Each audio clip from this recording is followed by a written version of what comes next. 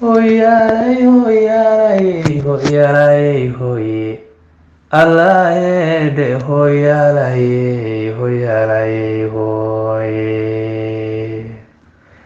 deeleyda maansiyo markaan gabaydaalaynayo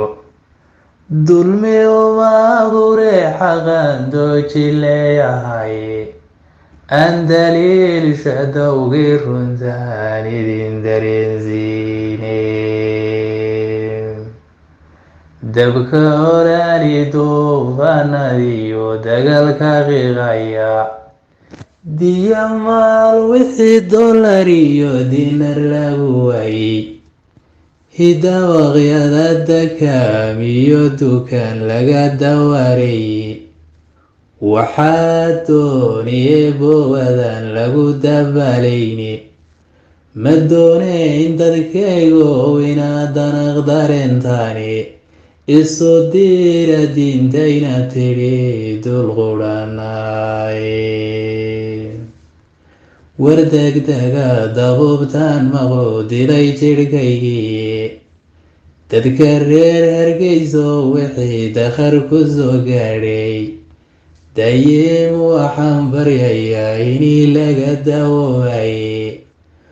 oo daaskii waaheen dalxiis dubay la mooday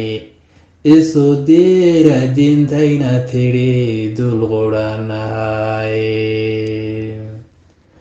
duga dhalasho iyo diin islaan duud qudhanahay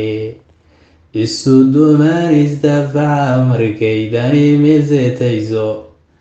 danqashiyo dareenkaynahaga diristahilkeeni darisiyo xigaal baynu nahay oliya dirkeedi isu diira diintayna tidhi duud qudhanahay inkastoon dal kala dayran iyo dawli kala joogno dan siyaasi dooqisa iyo daamicayelkii dunjigeenna soomaaliga deeqa waadarteeni dadkii shalay hal doorkiyo ahaa deeqsi darajaysan dooxyada hargeysay haddadan dareen u talay isu diira diintayna tidhi dulqudhanahay muqdishooy dadaal gaarisay dooji dhinacaga jigjigay diyaar bataaye sii dardaari hawsha hadib dhicin jabuutay dareentii qalaa jiray isu diira diintayna tidhi dulqudhanahay wardegdega dabuubtaan maqlu diday jidhkaygii dadka reer hargeyso wixii dakhar ku soo gaadhay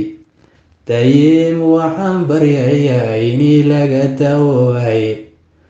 oo daaskii waaheen dalxiis dubay la mooday isu diira diintayna tidhi dulqudhanahay isu diira diintayna tidhi dulqudhanahay waa gabaygii diiqasho waxaa idila socodsiinayaa anigoo ah maxamed axmed nuur sheekh faarax runtii gabaygan waxaan kagala hadlaya arrintii murugada lahayd ee ka dhacday magaalada hargeysa gaar ahaan suuqa waaheen taasoo ummadda soomaaliyeed meel kasta ay joogto aada iyo aada diiqo weyn iyo dareen ugu beertay wax maaragtay yacni aada iyo aad aan uga xumaanana ahayd laakiin wax eebba keenay buu ahaa oo maanta haddii aan cid gaar ahoo yani waxaase lahada la odhanaynin waa in lagu xamdiyo mar walba wix eebba keeno laakiin walaaladeen meel kasta ay joogaanba ummadda soomaaliyeed waxaan leeyahay hadday tahay dowlad iyo maamul siyaasi culimo dhaqaalayahan meel kasta oo aynu joogno waa in loo danqado walaaladeen oo heel iyo hooba aan garab istaagno soomaalidu waxay gob ku tahay maalinkii mid ay dhibaata gaadha ee boodiyadiisu qaawan tahay inaynu garab istaagno oo murugada aynu la qaybsanno